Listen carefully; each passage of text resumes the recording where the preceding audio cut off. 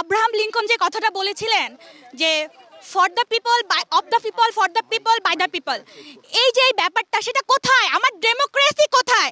আমি আমার চোখের সামনে দেখেছি একটা মানুষের মুখ থেকে গড়গড় করে রক্ত বের হচ্ছে, তাকে আমরা ঠিকমতো হাসপাতালে নিয়ে যেতে পারি না। আমি আমার হাত দিয়ে বুলেট বের করেছিলাম, বুলেট।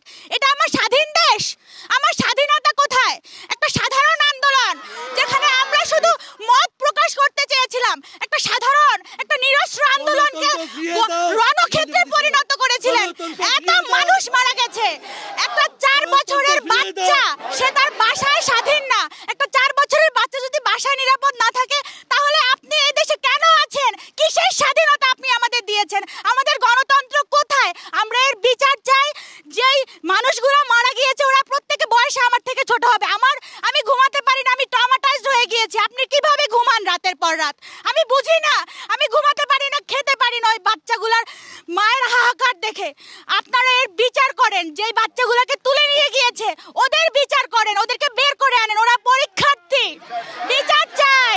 আমরা যখন চিকিৎসক হই তখন আমরা কিছু শপথ নিয়েছি, ওরকম প্রতিটা ডিপার্টমেন্টে পুলিশদেরও শপথ নিতে হয়, সেনাবাহিনীতেও শপথ নিতে হয়, বিজেপিকেও শপথ নিতে হয়। তাদের শপথে নিশ্চয়ই এই ছিল না বাংলাদেশের পতাকাতে গুলি করা।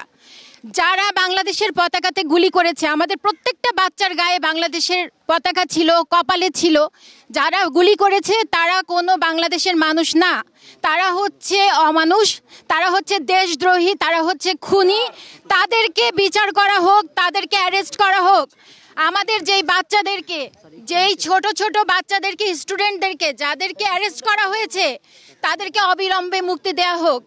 আমাদের যেই স্যাররা যারা অনেক ভালো ভালো পজিশনে ছিলেন তাদেরকে বিভিন্ন মফস্বলে পোস্টিং দেওয়া হয়েছে শুধুমাত্র ছাত্রদের পক্ষে ছিলেন বলে, তাদেরকে তাদের স্বস্থানে ফেরত দেওয়া হোক। আমাদের ডক্টর সজীব হত্যার বিচার করা হোক। আমার এতটুকুই চাওয়া।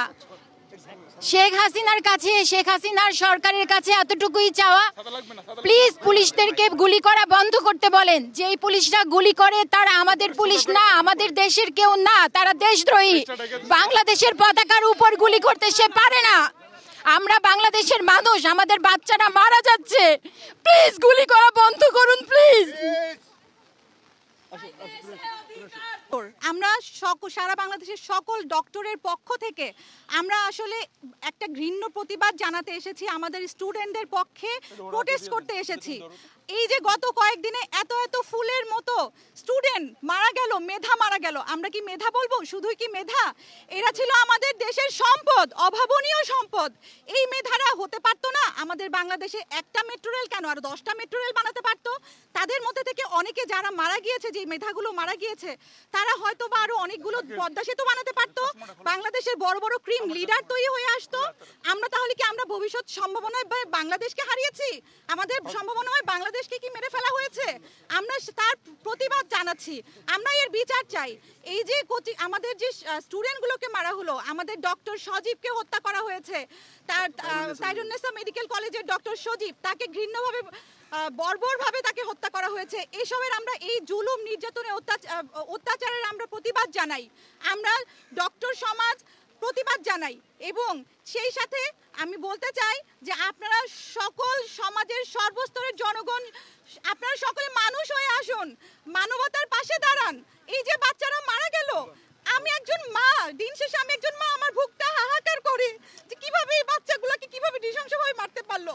আমি পুলিশ ভাইদের বলি, আমাদের সেনাবাহিনী ভাইদের বলি, দেখেন আপনারা আমাদের যারা হচ্ছে এনফোর্সমেন্টে রয়েছেন সবাইকে বলি, দেখেন আপনারা সবাই জনগণের কাতারে এগিয়ে আসুন।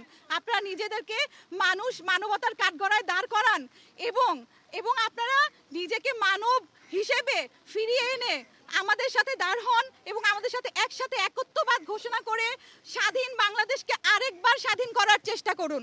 আমরা এখন আর স্বাধীন বাংলাদেশে নাই।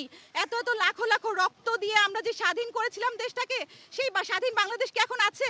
আমরা কি পারছি? এই যে একসাথে গণহারে নির্বিচারে যেভাবে সবাইকে অ্যারেস্ট করা হচ্ছে, স্টুডেন্টদেরকে অ্যারেস্ট করা হচ্ছে, এর বিপক্ষে আমরা কথা বলতে এসেছি।